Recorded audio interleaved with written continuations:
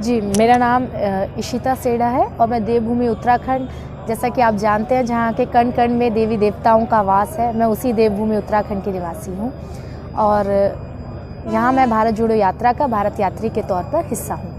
Ji, by profession मैं interior designer हूँ और मेरे परिवार में मेरे भाई, भाभी और मेरी माताजी हैं। मेरी माताजी पूर्व में टीचर थीं और मेरे ब्रदर जो हैं वो जॉब करते हैं। भाई थोड़ा दूर रहते हैं। मम्मी जैसे कि मैं भारत यात्रा में पिछले 3 महीने से लगातार चल रही हूँ। मेरे घर पे मेरी माताजी हैं जो कि अकेली रहती हैं और हम सभी की वे ज़िम्मेदारी हैं, जिन्हें छोड़कर शायद हम यहाँ यात्रा में चल रहे हैं, क्योंकि और बहुत सारी माएँ हमारी तरफ टकटकी लगाए देख रही हैं कि आज जो भारत की स्थिति है हम उसको सुधारने में कुछ योगदान दे पाएंगे। देखिए, फ्रेंकली आपको मैं बताना चाहूँगी, मैंने पहले बताया मैं इंटीरियर डिज़ाइनर हूँ, तो शायद मुझे ऐसा लगता है इंटीरियर डिज़ाइनर्स ख्वाबों की दुनिया में रहते हैं ताकि वो अच्छे से अच्छा डिज़ाइन आम जन को दे पाए। ऐसे ही मैं भी ख्वाबों की दुनिया में रहती थी, तो जो राजनीति का हिस्सा बनी मैं 2007 में, परंतु मैंने अपने में महसूस किया जब मैं आत्ममंथन करती हूँ तो कहीं ना कहीं मुझे राजनीतिक समझ में मुझे ऐसा लगता था मुझे और सीखने की ज़रूरत है। तो जो ज्ञान हमें किताबों से प्राप्त होता है, शायद मुझे ऐसा लगता है वो हमें परस्पर एक दूसरे से मिलकर उससे ज़्यादा ज्ञान प्राप्त हो सकता है। जैसे कि यात्रा कन्याकुमारी से प्रारंभ हुई थी, उस समय मैं साउथ इंडियन लोगों के कम टच में थी, पर आज अगर मैं बात करूं, बहुत सारे साउथ के स्टेट जब हम घूमकर आज यहाँ राजस्थान की पावन धरा तक पहुँचे हैं, तो आज मैं इस बात को बड़े गर्व से कह सकती हूँ कि मुझे तमिलनाडु, कर्नाटका, केरला, हर व्यक्ति के में जो आम भाव है, जो उनकी आशाएं और अपेक्षा जो एज अ पॉलिटिशियन वो हमसे उम्मीद करते हैं, तो उसे समझने की शक्ति आज मुझ में आई है। तो मुझे लगता है कि मैं मेन और मुख्य कारण यही था मेरा भारत जोड़ो यात्रा से जुड़ने का, कि मैं लोगों को समझूं ताकि मैं उनके लिए कुछ अच्छे से अच्छा कर पाऊँ। एक सुंदर भारत। सबसे पहले तो हम बहुत बड़ी बातें नहीं मैं करती, मैं वही प्रयास करती हूँ जो मैं अपने 2 हाथ से कर पाऊँ अपने देश के लिए। हमारे भारत में गंदगी ना हो, हमारे भारतवासियों के दिमाग में गंदगी ना हो, उसको हम निकाल पाएँ, यही मेरा प्रयास रहता है। और सही बात बताऊँ तो अक्सर जैसे हमारे जनरेशन के जो बच्चे हैं अक्सर देश से अपने अधिकारों की बात करते हैं, परंतु कहीं ना कहीं ये जो हमारी वाली पीढ़ी अपने कर्तव्यों को भूल रही है। तो मैं ये चाहती हूँ वो भुलाव हमारे मन में ना हो और हमारे आने वाली पीढ़ियाँ उस कर्तव्य को ना भूलें देश के प्रति। इसीलिए आज हमें चलना होगा, क्योंकि आज देश में इतनी बेरोज़गारी है, इतना ज्ञानता है अभी आज की डेट में, कि जो उसके लिए हमें प्रयास करने पड़ेंगे कि हम उस अज्ञानता को हटा पाएँ, हम देश की सरकारों को जगा पाए कि देश की जनता मौन नहीं है, सड़कों पर उतरेगी तो बदलाव की अपेक्षा और आशा के साथ उतरेगी, और केंद्र में बैठी सरकारों को भी चेंज करने के लिए हम लोग उनको मोटिवेट कर पाए। मैं तो ये कहूँगी, क्योंकि हमने अपनी आंखों के सामने किसान आंदोलन देखा है। जब जनता सड़कों पर उतरी थी तो सरकारों को पीछे मुड़ते हम सब ने देखा, उसके हम प्रत्यक्षदर्शी रहे हैं। तो मुझे आज हम फिर राहुल जी के नेतृत्व में बेरोज़गारी को हटाने के लिए निकले हैं। हम बहुत सारे लोग पीछे से नारा देते थे, जात पात का बंधन तोड़ो, भारत जोड़ो। तो ये जो नारा है ये अब किसी राजनीतिक पार्टी का नारा नहीं रहा था, ये आम जन के दिल की आवाज़ बन गया था। वो लोग आज फिर से हमारी तरफ देख रहे हैं कि ये सब चीज़ें हटनी चाहिए। कहीं मॉब लिंचिंग हो रही है, महिलाओं के साथ अपराध बढ़ रहे हैं, किसी आज सत्ता में जो बैठे लोग हैं वो जनता को नकार कर फैसले ले रहे हैं। तो वो जनता को उस जनता को ना नकार पाएँ जो जनता उन्हें चुन कर सत्ता तक भेजती है। सिर्फ इसीलिए आज हम भारत जोड़ो यात्रा का हिस्सा हैं। और सही बात बताऊं तो हमने पढ़ा है किताबों में दांडी यात्रा के बारे में। आज जब हमारे साथ में 81 साल के बुज़ुर्ग चल रहे हैं, कुछ महाराष्ट्र में हमने देखा पुणे से लोग जुड़े थे, हस्बैंड वाइफ जो चल नहीं पा रहे थे, उनके घुटनों में दर्द था, वो पूरी यात्रा में नहीं चल पा रहे थे, पर वो जगह जगह में उस यात्रा को देखते थे और दोनों हस्बैंड वाइफ न जाने वो क्या बात करते थे। अचानक से मैं जाके उनसे मिली तो उन्होंने हमें इतनी ब्लेसिंग्स दी हैं। तो मुझे ऐसा लगता है कि हमें उनके लिए इस भारत को जोड़ने का हर संभव प्रयास हमें करना चाहिए। इसीलिए बस हम लोग चल रहे हैं। देखिए, सबसे पहले तो मैं इस देश में, क्योंकि एक महिला हूँ और महिलाओं की बात ना रखूँ तो वो सही नहीं होगा। तो महिला होने के नाते मैं अपनी बहनों की बात सबसे पहले रखूँगी। मैं एक ऐसा भारत चाहती हूँ जहाँ पे महिलाओं को बराबरी का दर्जा मिले। कोई भी व्यक्ति किसी महिला को दोयम दर्जे का समझकर उसको पीछे करने की कोशिश ना करे। सिर्फ ये मेरी सबसे पहली सोच और मेरा कार्य निर्माण में, देश के निर्माण में मैं ये चाहती हूँ महिलाओं का पूरा योगदान हो, क्योंकि एक महिला अपने घर को सुंदर बनाने का सबसे ज़्यादा प्रयास करती है, पर जब बात सत्ता की आती है तो उन महिलाओं को पीछे धकेल दिया जाता है। तो राहुल जी की सोच, इसी सोच के साथ मैं भी इंटीरियर डिज़ाइनर होते हुए भी मैं पॉलिटिक्स का हिस्सा हूँ और आज सक्रिय राजनीति का हिस्सा हूँ, चाहे वो उत्तराखंड हो, चाहे वो युवा कांग्रेस की राष्ट्रीय राजनीति हो। तो महिलाओं को बराबरी का हक हमें मिले, हर जगह हमारी उपस्थिति को काउंटेबल हो हमारी स्थिति। ऐसा नहीं कि हम केवल भीड़ का हिस्सा बने किसी भी राजनीतिक पार्टी के लिए। दूसरी बात, अक्सर क्या होता है, पुरुषों के साथ महिलाओं को हमेशा गिल्टी फील कराया जाता है। कई बार ऐसी हरकतें होती हैं जो महिलाओं के लिए परिवार में भी बतानी बड़ी मुश्किल हो जाती हैं। तो हमारे पास ऐसा कोई लॉ होना चाहिए। मैं ये चाहूँगी कि वो सुरक्षा का भाव उनमें हो कि उनके साथ कुछ भी गलत हरकत इस देश में नहीं होने की। आज कहीं ना कहीं मैं ये भी देख रही हूँ, जात पात इतना हो गया है कि हमारे बच्चे भी वो बात करना चाहते हैं। मतलब आज रंग देख के छोटे छोटे बच्चे बात कर रहे हैं, नहीं ये फलानी जाति का है। ये देश का माहौल नहीं था। मैं जब छोटी थी, सचमुच मैं बताऊँ तो जिस स्कूल में पढ़ती थी उस स्कूल में कभी ऐसा नहीं होता था कि हम लोग किसी से भेदभाव करते थे। हम लोग चाहे ईद होती थी तो अपने मुस्लिम साथियों के घर जाया करते थे, और गुरु पर्व होता था तो हम सब मिलकर गुरुद्वारे जाया करते थे, मंदिर हम हमेशा जाया करते थे। और सही बात बताऊं तो क्रिसमस पे हमसे ज़्यादा खुश कोई नहीं हुआ करता था। हम सबके घर पे, चाहे हिंदू हो और चाहे मुस्लिम रहे हो हमारे साथी, चाहे सिख रहे हो, सबके घर पर हमें क्रिसमस ट्री बनाने, उसको सजाने और फिर उनको सेलिब्रेट करने हम एक दूसरे के घर जाया करते थे। तो ये माहौल आज कहीं ना कहीं इस देश में कमी आई है। मतलब बहुत सारी घटनाएं ऐसी हैं जो मैं अगर बताने लगूं तो ये वीडियो का सार थोड़ा सा लंबा हो जाएगा, परंतु आज देश का सचमुच माहौल बिगड़ रहा है। लोग हमारे कपड़े देखकर, हमारी जाति देखकर हमसे छुआछूत और जैसी भावनाएं एक दूसरे से रखने लगे हैं। तो वो देश का भाव चेंज होना चाहिए और सरकारों को इसमें मदद करनी चाहिए।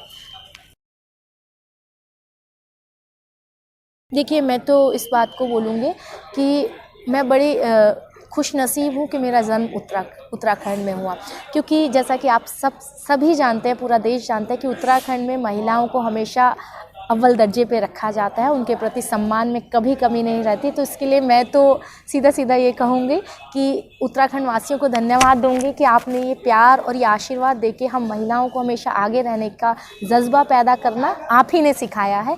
बस इस जज्बे को हमें बनाए रखना होगा। अभी पीछे से अंकिता भंडारी एक बहन है हमारी, उसका जो केस सुनने में आया और जो हम सब ने देखा, पूरा देश उस पर लज्जित था।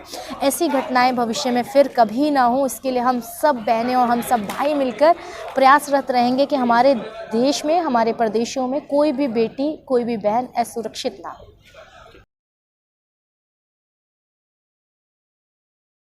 एग्जैक्टली सबसे पहले तो मैं राहुल जी के कहे अनुसार 33% की जो हम बात करते हैं, मैं इसको बढ़ाकर 50% करूँगी। दूसरी बात, मैं एक शिक्षा के क्षेत्र में कहीं ना कहीं हम थोड़ा पीछे हैं। तो महिलाओं को, क्योंकि देखो क्या होता है, आज भी देश की ये कुरीति को हम नहीं चेंज कर पाए हैं कि बेटों को थोड़ा ज़्यादा पढ़ाई, उनकी पढ़ाई पे थोड़ा ज़्यादा खर्च, बेटियों को थोड़े सस्ती पढ़ाई, है ना। कहीं ना कहीं ये आज देश झेल रहा है। मैं ये चाहूँगी अगर मैं किसी सरकारी ओहदे पे जाऊँ या मैं किसी ऐसे संपर्क में आऊँ तो कहीं ना कहीं ऐसा हो कि बेटियों को हायर एजुकेशन के लिए ज़्यादा से ज़्यादा गवर्नमेंट मदद कर पाए, ये मेरा प्रयास रहेगा। दूसरी बात, तीसरा जो आपने सवाल किया, मैं इसको पारिवारिक रूप से भी मतलब ये तो हुआ राजनीतिक रूप में, पर हम भी किसी की बेटियां हैं और हम चाहे कितने भी राजनीतिक हो जाएं, परंतु हम अपने परिवार को, जैसे उसके प्रति अपने कर्तव्यों को नहीं छोड़ सकते। इसी तरीके से मैं अपने देश के हर माता और पिता से ये निवेदन करना चाहूँगी। तीसरा मेरा निवेदन होगा कि अपनी बेटियों पे विश्वास कर अपने बेटों जितना उन पर विश्वास जताकर उनको आगे लाइए। हो सकता है हम सब बहुत कुछ कर सकते हो, परंतु किसी कारणवश हम लोग उलझ के परिवार में रह जाते हैं। परंतु आप सब अपने बच्चों को बाहर निकालिए, अपनी बेटियों को बाहर निकालिए, ताकि वो देश के लिए बहुत कुछ कर पाए। और आज सचमुच देश की बेटियां अपने देश को सुंदर बनाने में अपना योगदान दे सकती है, इसलिए राजनीति में भी उनको लेकर आइए।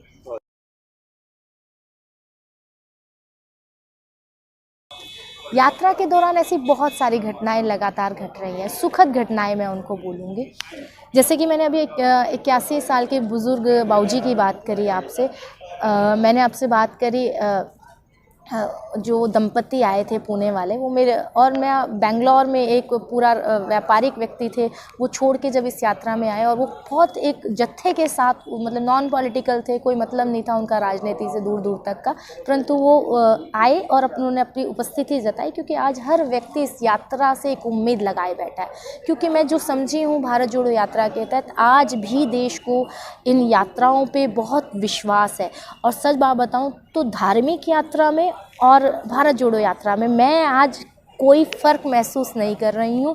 क्योंकि लोग इतना ही विश्वास इस यात्रा पे जता रहे हैं जितना लोग अपनी 4 धाम यात्रा पे जताते हैं। इतना ही टकटकी लगाए इस पे सोच रहे हैं कि इससे ज़रूर कुछ हल निकलेगा। मैं ये सिर्फ ये कहूँगी कि हर व्यक्ति इस यात्रा से प्रत्यक्ष नहीं तो अप्रत्यक्ष रूप से जुड़े। और मुझे आज खुशी है, क्योंकि जब मैं लोगों से फ़ोन पे बात करती हूँ तो उसमें ज़रूरी नहीं है कि हमारी सत्ता मतलब हमारे वाले लोग हों, हमारे संगठन के लोग हों, कांग्रेस पे विश्वास जताने वाले लोग हों, ऐसा नहीं है। मेरे साथ ऐसे बहुत सारे लोग सोशल मीडिया के माध्यम से जुड़े हैं जो भाजपा से संबंध रखते हैं, और जो मेरी बात को सुन के समझ भी रहे होंगे कि मैं उनको कोट कर रही हूँ अपने वीडियो में। तो मुझे ऐसा लगता है उनको नकारना भी मेरे लिए उचित नहीं होगा, क्योंकि कहीं ना कहीं उन्होंने अप्रत्यक्ष रूप से भारत जोड़ो यात्रा का हिस्सा उन्होंने स्वीकार लिया है। वो लोग हमसे पूछते हैं राहुल जी कैसे हैं, राहुल जी के पैरों में छाले तो नहीं है, और बहुत सारी ऐसी दिल को छू जाने वाली बातें। एक भैया हैं हमारे, उन्होंने तो मुझे ये मैसेज किया कि इशिता, राजनीति बिल्कुल हो सकता है हमारी विचारधाराएं अलग हों, पर आपकी इस यात्रा को हमारी बहुत सारी शुभकामनाएं। पूर्व में वो कांग्रेसी थे, इसलिए उन्होंने राहुल जी के लिए भी शुभाशीष भेजी है, मैं उनका भी धन्यवाद करूँगी। बस सिर्फ इतना है कि राहुल जी ने जो स्टेप उठाया है देश के लिए, ये कोई गांधी ही कर सकता था। और ये बहुत खुशी की बात है, आज इस माहौल में भी, अराजकता के माहौल में भी हम अपने विपक्ष को इस यात्रा से जोड़ पा रहे हैं। और तमाम विपक्षी दलों को भी वो इसका हिस्सा बन रहे हैं जिनका राजनीति से कोई सरोकार भी नहीं है।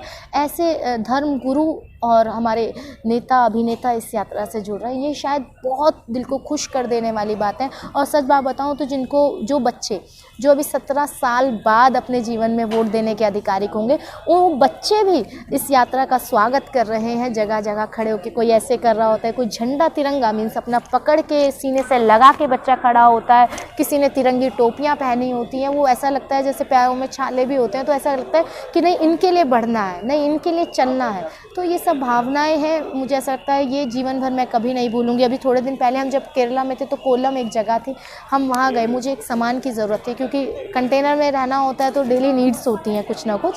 तो मैं जब वो सामान लेने गई तो वो दुकानदार भाई, जो कि यात्रा कहीं और थी और मैं थोड़ा दूर गई उस सामान को लेने, तो जब मैं गई तो उन भैया ने मेरे से 20 रुपये कम किए उस सामान में। तो लिटरली मैं ये सोच रही थी इस व्यक्ति का कोई राजनीति से लेना देना नहीं, उसको नहीं कोई फ़र्क पड़ने वाला हमारी शायद यात्रा से, पर नहीं, ऐसा नहीं है। इस यात्रा से लोगों की उम्मीदें जुड़ गई हैं, लोगों ने खुद को इस यात्रा से कनेक्ट कर लिया, लोग इसकी अपडेट ले रहे हैं हर टाइम कि सब कुछ अच्छा चल रहा है ना, आप लोग चल रहे हो, कोई दिक्कत तो नहीं है, कोई ज़रूरत तो नहीं है। हर व्यक्ति चाहता है कुछ ना कुछ इस महायज्ञ में अपना योगदान दे, अपने नाम की आहुति इस महायज्ञ में डाले।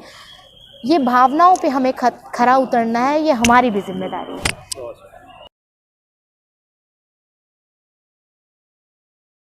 मैंने सिर्फ आपसे कहा, देखो मैं ये बात नहीं भूल सकती कि मैं किसकी बेटी हूँ, क्योंकि मुझे तो गौरव है मैं इस भारत देश की बेटी हूँ, जहाँ से महालक्ष्मी बाई आई हैं और जहाँ से इंदिरा गांधी जी ने जन्म लिया है। तो मैं कैसे भूल सकती हूँ कि मैं इस भारत की बेटी हूँ। तो मैं कभी नहीं भूलूँगी। और इसी बात को मैं अपनी बहनों से और अपनी बेटियों से भी मैं इस बात को कहना चाहूँगी, और अपने भाइयों से भी, उनको भी नहीं भुलाया जा सकता, क्योंकि कहीं ना कहीं उन भाइयों का भी उंगली पकड़ के हम आज यहाँ तक पहुँचे हैं। सिर्फ इतना कहूँगी कि ये जो भारत जोड़ो यात्रा है, ये उत्तराखंड से आती हूँ इसलिए गंगा जी को याद करूँगी। वो भी भारत की बेटी हैं, जो जहाँ से बहती हैं वहाँ पे पवित्रता वीरता की धारा का प्रवाह हो जाता है। सिर्फ इतनी बात आप सबसे कहूँगी कि गंगा की पवित्रता से भरा ये भारत जोड़ो का संकल्प है। ये शायद दोबारा कोई राजनीतिक पार्टी इतना बड़ा स्टेप ना उठा पाए। इसलिए बस कैसे भी किसी भी माध्यम से आप हमारी इस यात्रा के साथ खुद को जोड़िए, खुद को कनेक्ट कीजिए, क्योंकि इस देश और देशवासियों की जिम्मेदारी हमें लेनी चाहिए। आने वाली पीढ़ियां ऐसा भारत ना देख पाए जहां बेरोज़गारी हो, जहां महंगाई हो, जहां महिलाओं पर रोज़ बढ़ते बलात्कार हों और सत्ता में बैठी जो पार्टियां हैं वो उसको मूकदर्शी बनकर उसको या तो देखें या उसका सहयोग करें उन बलात्कारियों का। तो ऐसा भारत हम अपने छोटों को ना दे पाए। इसलिए आइए इस भारत जोड़ो यात्रा के साथ जुड़िए। सिर्फ मेरा यही आप सबको संदेश तो नहीं कहूँगी, निवेदन है। शुक्रिया।